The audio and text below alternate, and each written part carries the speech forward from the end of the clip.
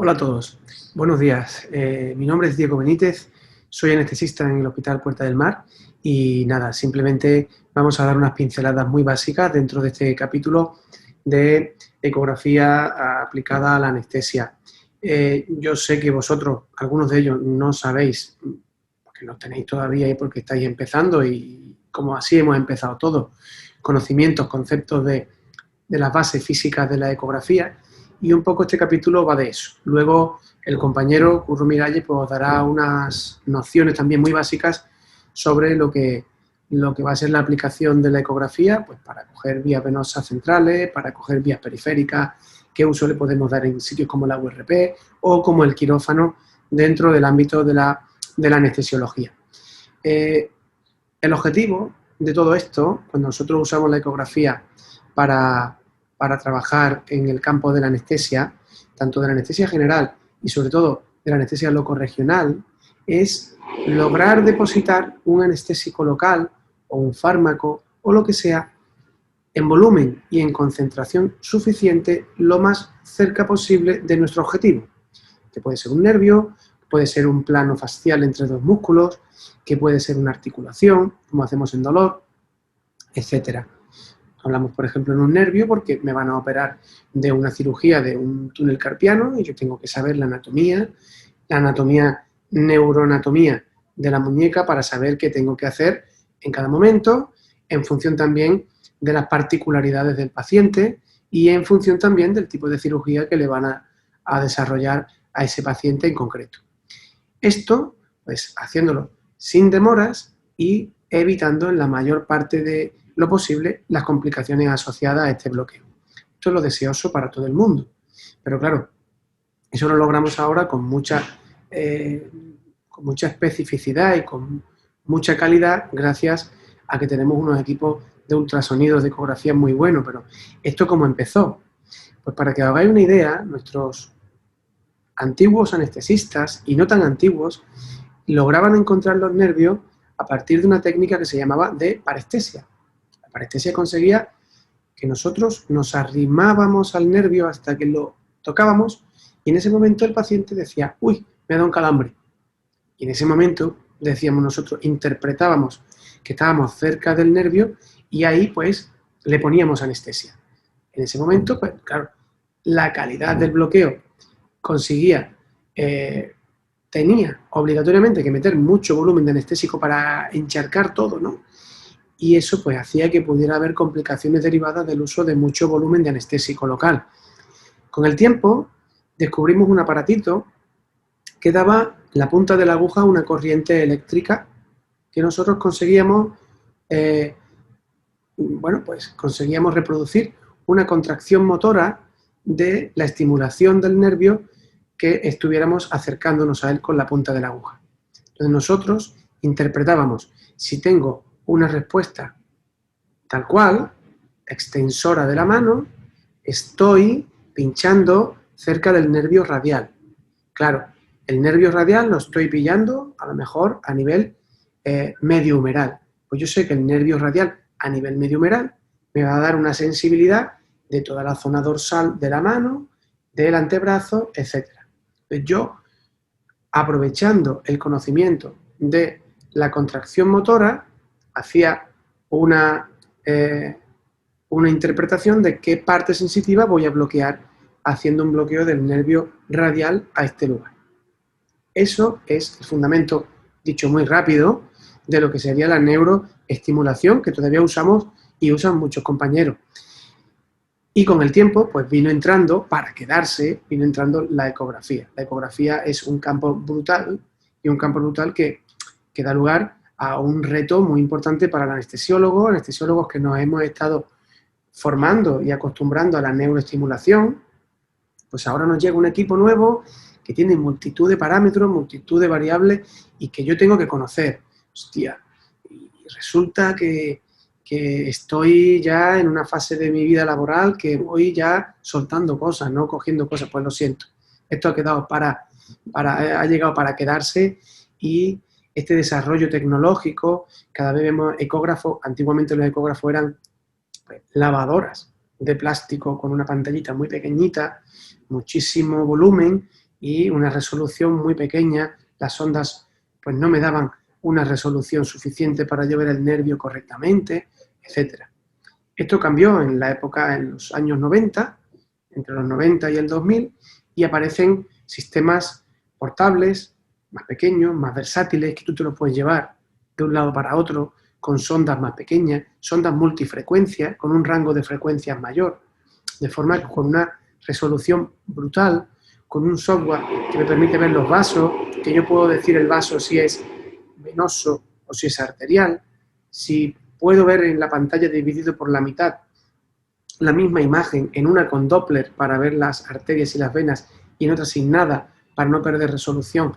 Estoy pinchando sabiendo que la aguja está navegando cerca de un vaso porque lo veo en el lado contrario, etcétera. O sea, todo esto hace que el anestesiólogo hoy en día y vosotros como futuros médicos y como, bueno, futuros profesionales de la salud, os tengáis que familiarizar con estos sistemas de ultrasonidos, y eso implica, pues, y así se lo digo yo a los residentes cuando rotan con nosotros, el ecógrafo viene con un libro de anatomía.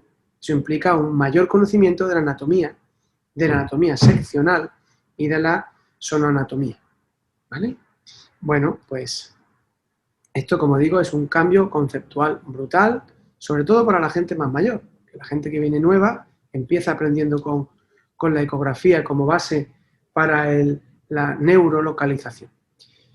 Bueno, pues vamos a dar unas pinceladas de las bases físicas de la ecografía. Yo creo que ya lo hemos contextualizado y vamos a meternos en lo farragoso, pero bueno, hay que pasar por aquí, yo lo siento mucho, es una clase un tanto que a lo mejor os puede parecer un poco dura, pero yo voy a intentar llevármelo en idioma de taxista al campo del día a día.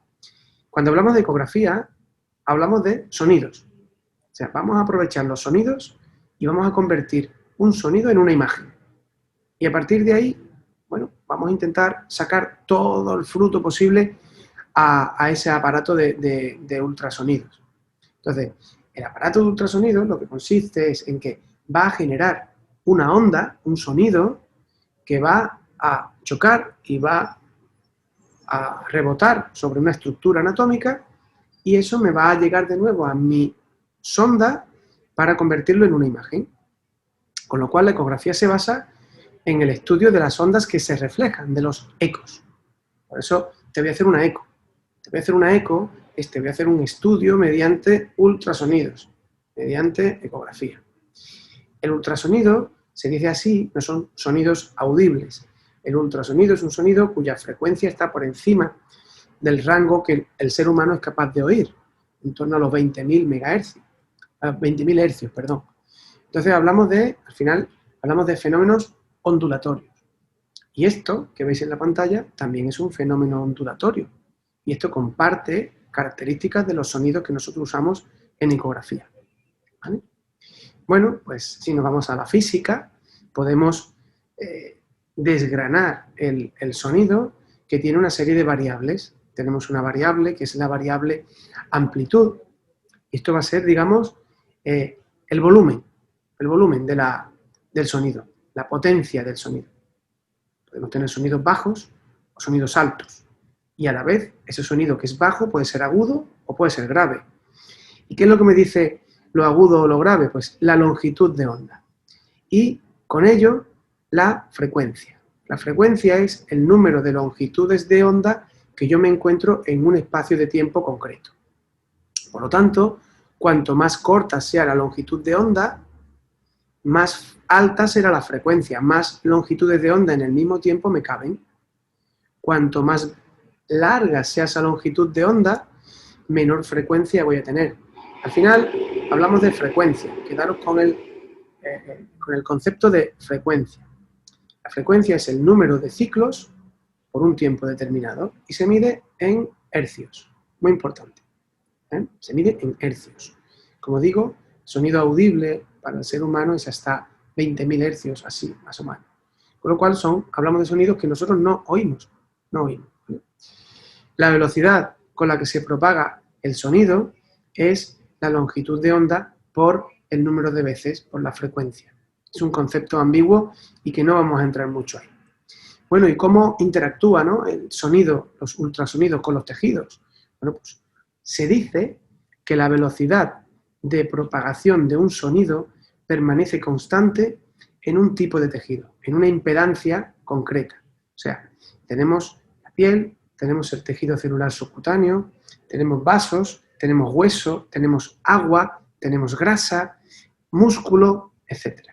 Entonces, según el tipo de tejido, nos van a dar una impedancia y a partir de esa impedancia o esa resistencia al paso del sonido, nosotros vamos a encontrar una velocidad. Consideramos que la velocidad media es de 1540 metros por segundo. Os pongo un ejemplo, estáis en la playa, aquí en Cádiz, bañando, os metéis debajo del agua y escucháis un ruido, ¡bum! O ¡bum! O lo que sea, ¿no? Hostia, ese sonido resulta que miráis a la lejanía y veis pasar una lancha, una moto de agua o lo que sea. La moto de agua la escucháis peor fuera que dentro del agua. O la escucháis más tarde, también, fuera que debajo de agua. ¿Por qué? Porque la velocidad en un medio más denso se va a transmitir más rápido. De forma que la velocidad media de 1540, para que os hagáis una idea, es esa velocidad que encontramos en el agua. Pero bueno, ¿cómo se transmite esa energía a modo de sonido? Pues se transmite como se transmite el golpe que da una bola de billar a la siguiente y esa a la siguiente, o sea, el sonido impacta contra una molécula, esa molécula hace que se cargue de energía, se mueva y golpee otra molécula, etcétera, etcétera. Y esa fricción entre una molécula y otra va a dar lugar a una pérdida de energía en forma de calor y a un movimiento en forma de ese traspaso de energía, para que nos entendamos. Ese calor es una pérdida de energía, con lo cual cada golpe de una molécula a otra va a producir calor y se va a ir disminuyendo la velocidad a la que va esta motillo.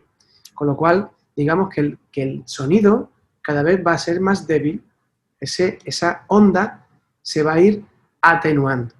Y es lo que ocurre cuando tiramos una piedra a un estanque y vemos que se forma una onda. Esa onda esa olita cada vez es menor. Porque la fricción va a hacer que la onda se vaya atenuando. Con lo cual nosotros no vamos a conseguir oír un sonido muy lejos. Y dentro de los tipos de sonido, dependiendo qué frecuencia tenga el sonido, se oirá más lejos o se oirá más cerca.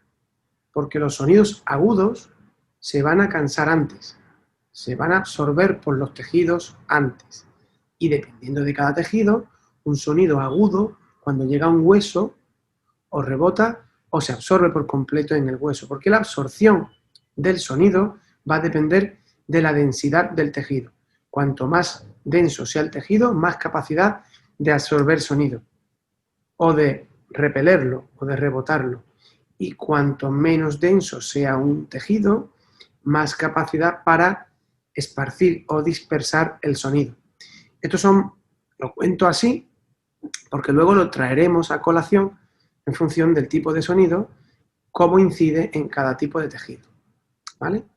Por lo tanto, tenemos dos variables muy importantes a la hora de cómo se transmite un sonido. Uno es la frecuencia del sonido y otro es la densidad del medio. Parte importante y que probablemente os lo pregunte luego. La frecuencia. A mayor frecuencia, más facilidad para que el sonido se absorba por el tejido. O sea, se va a cansar antes. Cuanto más frecuencia tenga el sonido, más agudo sea, más fácilmente se va a absorber. Y la densidad del medio, cuanto más denso sea el sonido, la densidad del medio, más fácil que me absorba el sonido. Lo dejamos ahí. Aquí tenéis esto no se va a preguntar, lo tenemos en los libros para poderlo consultar, con lo cual yo voy a preguntar la esencia, voy a preguntar el concepto, lo que acabo de explicar. Esto está en los libros para ir a buscarlo o Google y lo encontráis sobre la marcha, ¿vale? En función del tejido y de su densidad, vamos a encontrar una mayor o menor velocidad y una mayor o menor absorción. Pongo solo un ejemplo. Por ejemplo, la grasa, que tiene una velocidad muy parecida a la del agua, ¿la veis? y muy parecida a la velocidad media, pues la densidad es en torno a 1, igual que el músculo, igual que el agua, pues tenemos una velocidad de absorción, una capacidad de absorción bastante parecida. Sin embargo, nos vamos al hueso, que tiene una velocidad de dispersión rapidísima, y tenéis una densidad muy alta y una absorción, por tanto, muy alta. Entonces, cuando un sonido cambia de un medio a otro, es cuando nosotros tenemos problemas con los sonidos. Y ahí en ese cambio de impedancia, cambio de densidad. Por lo tanto, cuando hablamos de impedancia, hablamos de la resistencia del paso del sonido de un medio a otro. En esa resistencia al paso de la onda es donde vamos a encontrar las diferentes cosas que ocurren con los sonidos. ¿Y qué cosas son? Pues bueno, un sonido puede ser que cuando llegue de un medio a otro y encuentre un cambio de densidad entre un medio y otro, puede resultar que ese sonido se refleje porque incide perpendicularmente. O puede ser que ese sonido cuando llega cambia de dirección y de sentido. Es lo que se conoce como refracción. El caballo iba en esta dirección y en este sentido, y cuando cambia de aquí a después del seto, cambia de dirección y cambia de sentido, con las consecuencias que puede tener ello. ¿Vale?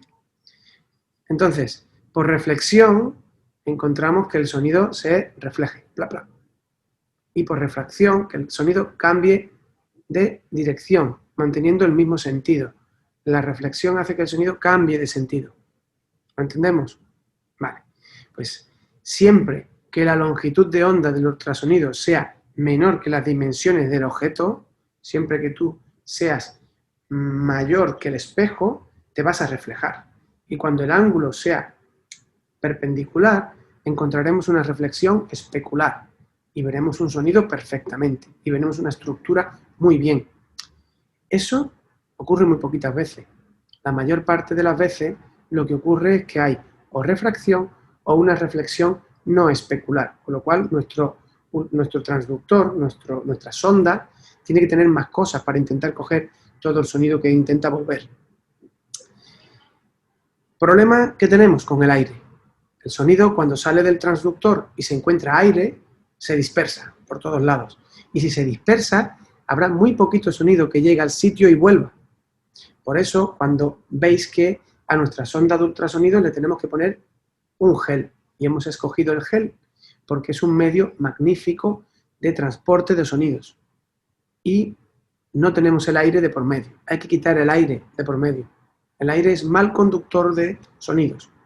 Y por tanto, lo que nos conduce bien los sonidos se va a reflejar. Por eso en el aire el 99% de nuestra onda se va a reflejar y se va a dispersar y no va a llegar nada. Cuando cogemos una sonda y no tenemos nada puesto encima, pues no vemos nada. Está la pantalla del equipo de sonidos de ecografía en negro. Y está en negro porque nuestro sonido no se refleja, no se vuelve. ¿Vale? ¿Sería lo mejor que tengamos todo lo que va, vuelve? Bueno, vale, pero tener presente que no todo lo que se refleja nos puede guiar. Hay que tener mucho cuidadito y en esto consiste este especie de, bueno, esto al fin y al cabo es un artefacto especular. Y no estoy leyendo el cielo abajo, estoy leyendo otra cosa. Seguimos. Sin embargo, cuando en vez de tener reflexión tenemos refracción, bueno, antes vamos a explicar lo que es la reflexión difusa o la dispersión. Esto es lo que entendemos por dispersión o scattering. Cuando nuestro haz de ultrasonido incide sobre una zona muy, muy pequeña, sobre un punto, ese haz de ultrasonido sobre un punto, ¡plá!, se dispersa. Y eso sí es lo que ocurre en el 99% de las ocasiones. Con lo cual, nuestro haz de ultrasonido tiene que ser muy constante, muy rápido, para captar mucha dispersión. Y eso hará luego nuestro haz de ultrasonido que se convierte en una imagen. No sé si me estáis entendiendo, espero que sí. Por tanto, por refracción es el cambio de medio con distinta impedancia, por lo tanto va a haber un cambio de dirección, que no de sentido. Por tanto, Los fenómenos de reflexión más refracción más atenuación porque se absorbe por los tejidos es lo que va a dar lugar a lo que luego vamos a encontrar en nuestra pantalla. Es como si ese sonido estuviera venciendo una y otra vez un obstáculo y otro obstáculo. Entonces, realmente, de lo que entregamos al cuerpo, a la zona que estamos explorando, fijaos lo que nos va a llegar. La mayor parte se va a refractar, la mayor parte se va a absorber y la mayor parte se va a reflejar con fenómenos de dispersión. De lo que realmente llega poquito y malo y cansado, porque viene con menos energía de la que se entrega. Bueno, pues para eso tenemos estos aparatitos que son los transductores o sondas. ¿Y realmente qué es un transductor? Por transductor podemos conceptuar cualquier dispositivo capaz de convertir una forma de energía en otro tipo de forma de energía. Una bombilla es un transductor que transforma la energía eléctrica en luz, en energía luminosa. El aparato de ultrasonidos usa un transductor con una matriz de cristales que tiene unas características, que tiene una capacidad de transformar la energía eléctrica en energía mecánica para soltar sonido. Y eso es lo que se conoce como capacidad o lo que se conoce como un transductor con una capacidad de matriz piezoeléctrica. O sea, lo que es la transformación piezoeléctrica sería la transformación de energía eléctrica en energía mecánica.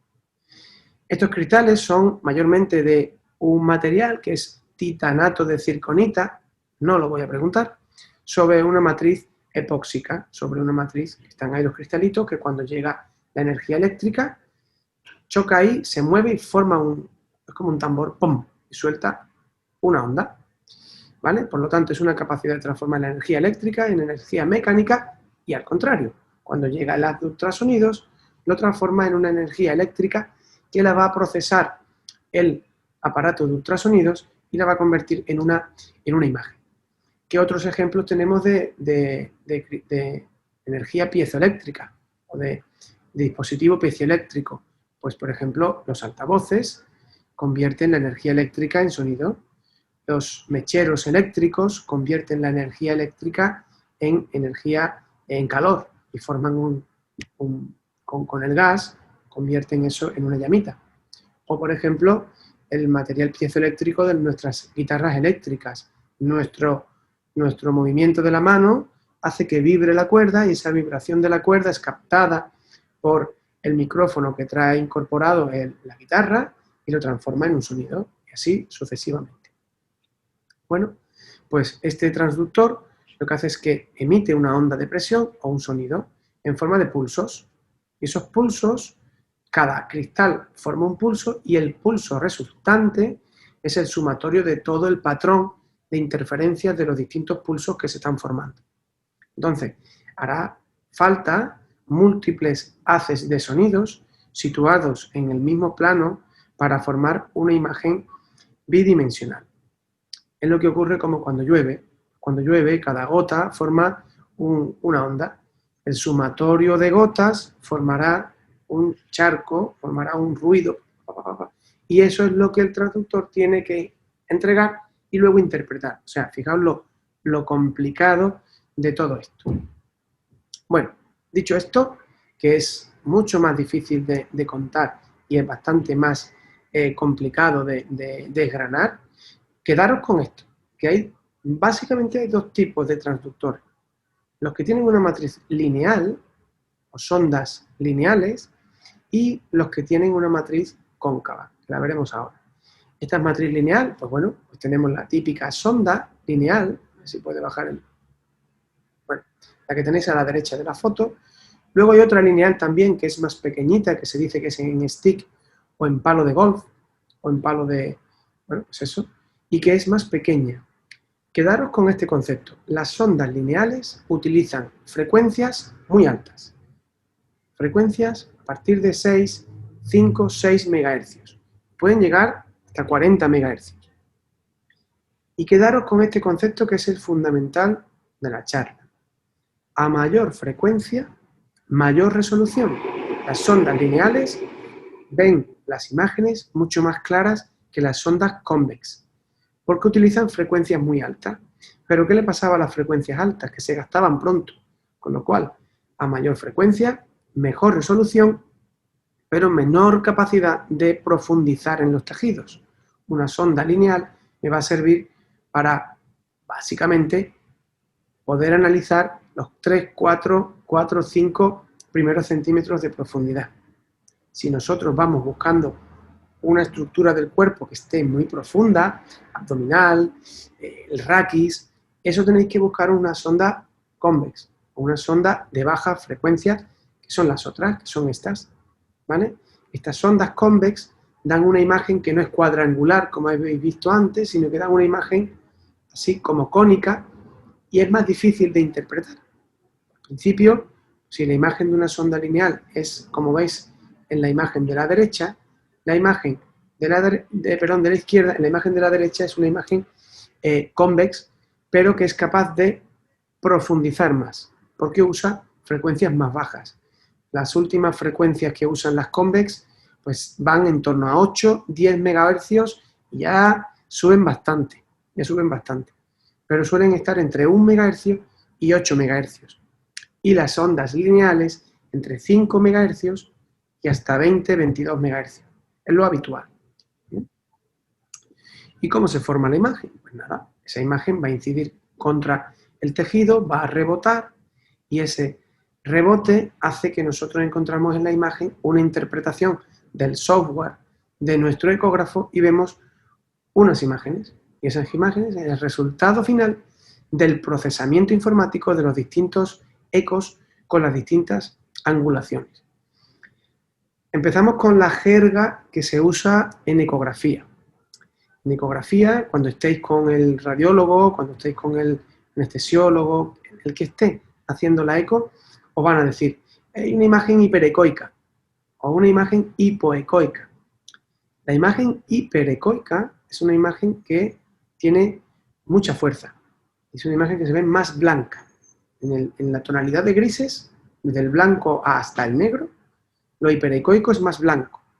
Y lo hipoecoico es que no es tan blanco, se aproxima más al oscuro, a lo negro. Vale. Podemos seguir contando multitud de cosas, cómo incide en un material que es rugoso, dónde está el haz de ultrasonido, dónde está más concentrado, etcétera, etcétera. Pero claro, os volvería loco. Vamos a dejar eso, vamos a quedarnos con lo que hemos contado. Frecuencia, densidad, tipos de sonda, qué es un transductor, en qué consiste este material piezoeléctrico, etcétera, etcétera. Perdón. Dentro de qué ocurre con un artefacto de ultrasonido, bueno, con un ultrasonido, al fin y al cabo, un equipo de ecografía no sabe lo que tú estás interpretando. Si tú estás haciendo una eco a tu brazo, o si estás haciendo una eco intracraneal a un neonato, o si estás haciendo una ecografía en un vaso, etcétera, etcétera. Entonces, eso da lugar a que el chino, que está dentro del ecógrafo, te entregue imágenes que tú tienes que interpretar. Y esa interpretación da lugar a artefactos que no te deben confundir. Y estos artefactos siguen siendo un reto para el ecografista y pueden dar lugar a interpretaciones erróneas.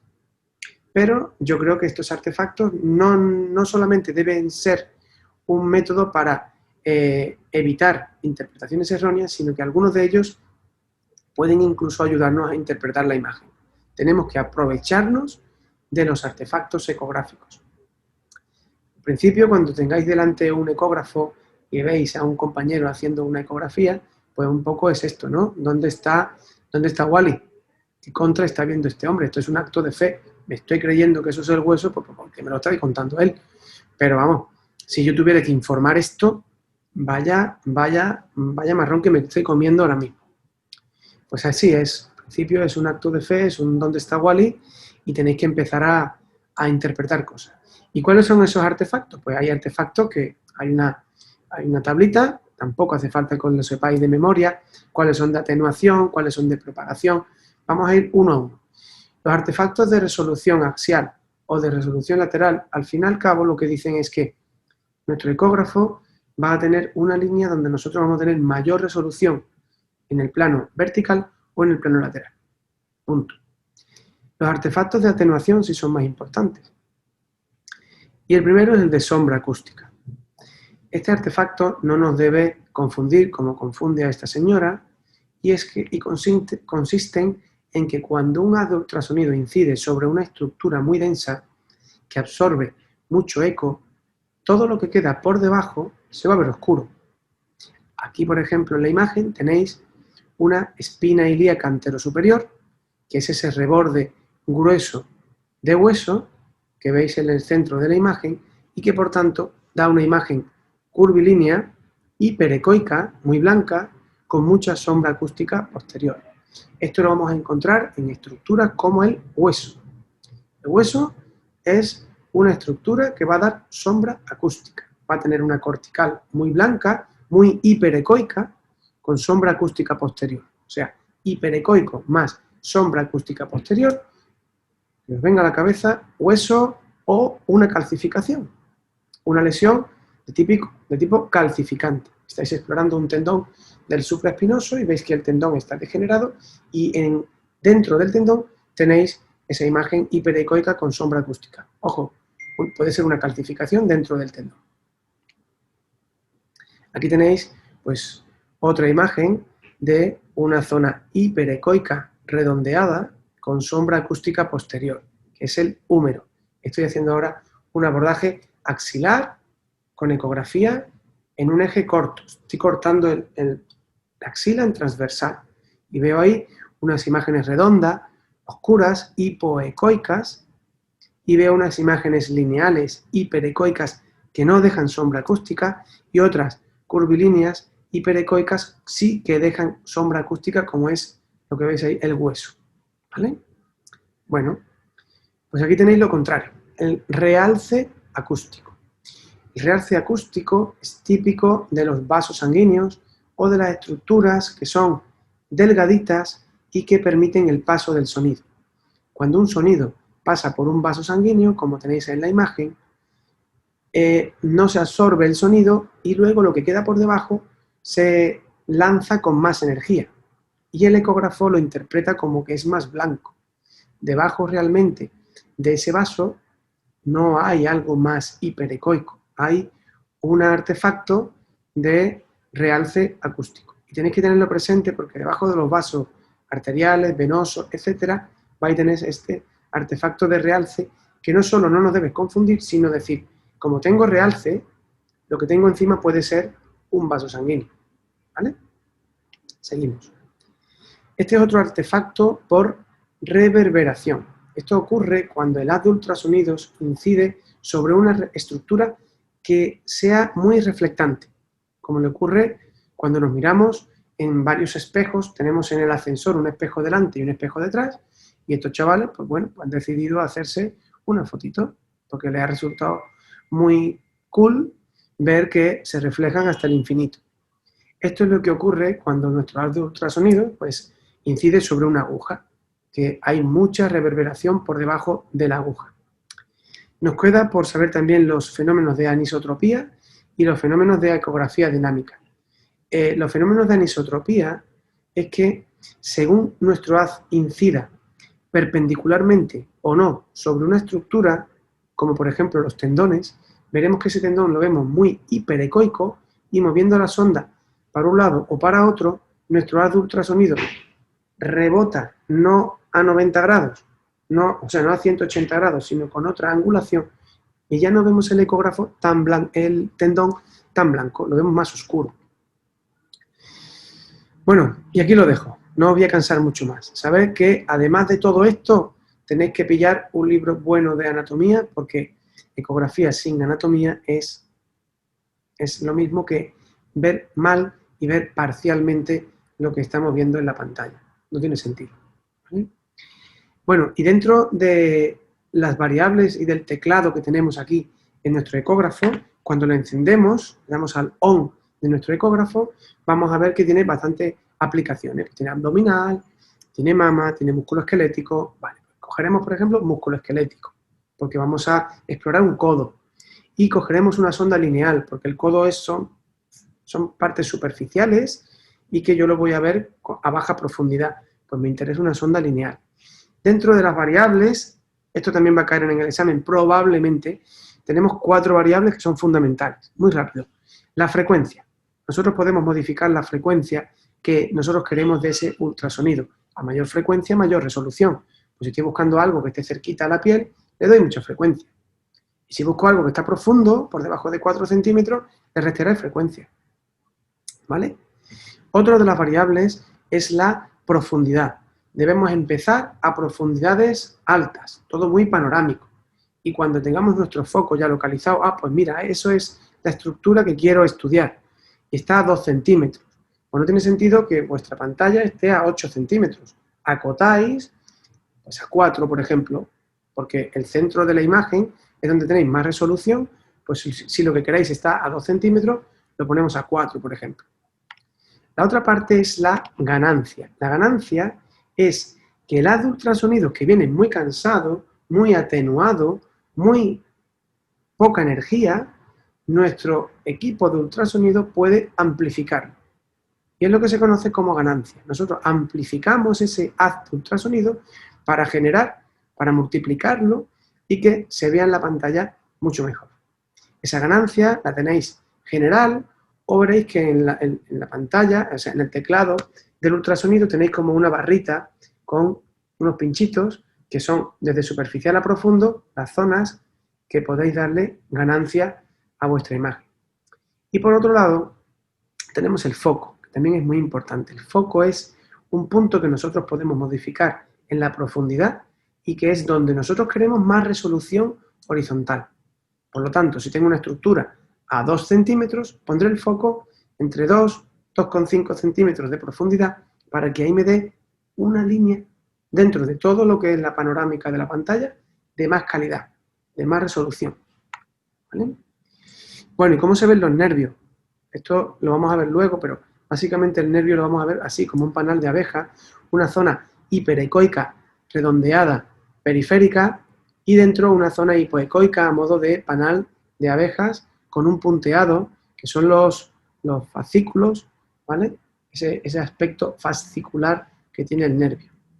Aquí tenéis, por ejemplo, un vaso, 2 venas, tenéis esos nervios, son estructuras, lo pongo de nuevo, estructuras nerviosas, son estructuras hiperecoicas en su parte superficial e hipoecoicas con punteado fascicular dentro en su interior.